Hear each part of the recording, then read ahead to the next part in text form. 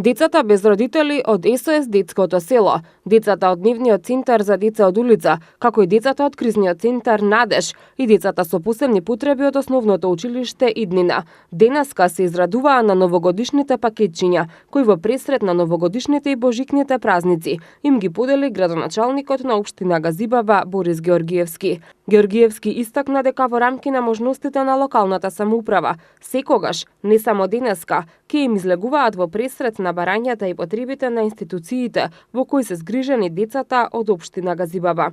Сакаме да им укажеме посебно внимание, им поделивме новогодишни пакетчиња со цел топлината и она што не очекува пред следните празници го осетат токму во просториите кои што се наоѓаат. Навистина, тоа го правиме со искрени намери да можат новогодишните празници кои што не очекуваат да осетат внимание, љубов и верба, посебно од нас возрастните и луѓето кои што ја водат општината и кои што се одговорни за нивната грижа. И понатаму тоа ќе го правиме со цел на ова категорија на дечиња им излеземе во пресрет не само во пресрет на новата година, туку буквално треба внимание да внимаваме во 365 дена во годината. Директорката на СОС Детското село информира дека вратите во куќите на згрижувачките семејства во селото се секогаш отворени за добронамерни посетители, кои на децата им носат радост. Градоначалникот реши да не посети во програмата за згрижувачки семејства, програма која што поддржува 14 згрижувачки семејства, кои пак се грижат за околу 65 деца без родителска грижа. Драго ни е што соработката со градоначалникот е, би кажала, секојдневна и континуирана. Градоначалникот има разбирање за потребите на децата згрижани во СОС Детското село, но исто така и за семејствата кои што се под програмите за социјална превенција во рамките на општината Газибаба. Расположението денови веќе дечињата во пресрет на новогодишните празници, дали ги посетуваат и други организации и државни институции? Па секогаш е весело, тоа и се чувствува и во самото детско село, бевте во салата, вистина има жагор, смеа, позитивно расположение, весели желби. Да, ги посетуваат и организации, но исто така и ние сме дел од одредени настани организации надвор од СОС Детското село, бидејќи тоа е идејата, децата да бидат дел од светот или од општеството, да бидат поттикнати на социјална инклузија, така да се повеќе сакаме децата да бидат надвор во шопинг моловите, во театарските представи. Крај една порака за 2019 година, што е она што дечињата најмногу си го посакуваат и што им посакувате вие?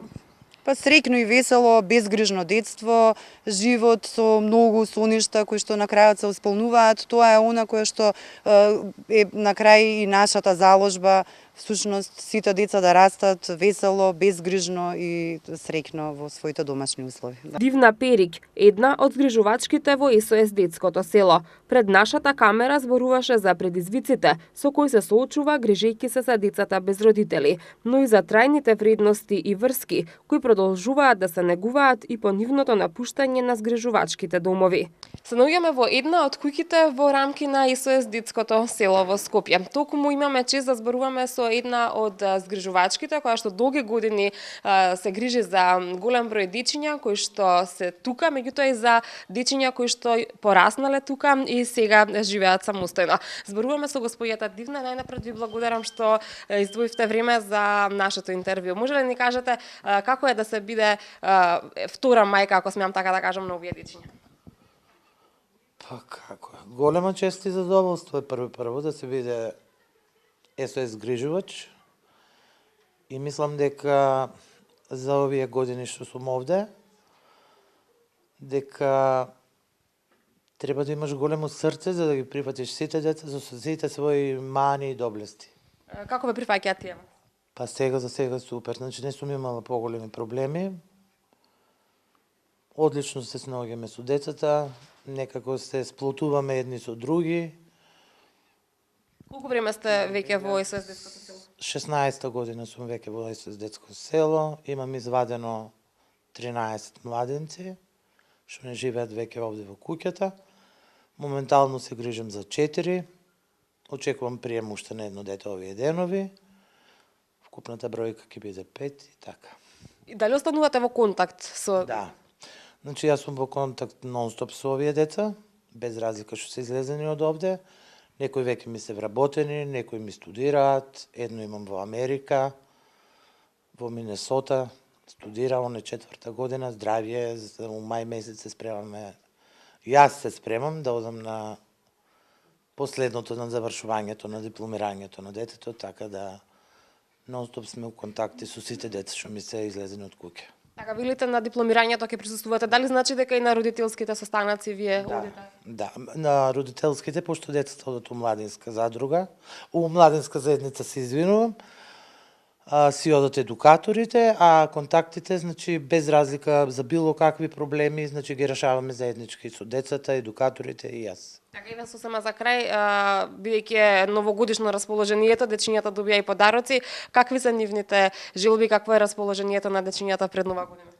Па тие се уфорични секој пат пред Нова година, малце така повеќе, се радуваат на поклоните, на подароците што им ги носат луѓето што не посетуваат. Така да сега се во едно исчекување, чекат новата година, па после Божик, се спремаме. Така сме во една повесела атмосфера, можете и сами да приметите, дека се е онака по друго. Баш онака новогодишно се спремаме за овие празници. Така, јас ви благодарам многу за издвоеното време, ви посакувам успешна и среќна Нова година. Фала ви на вас исто, среќна Нова година и на вас и на сите други.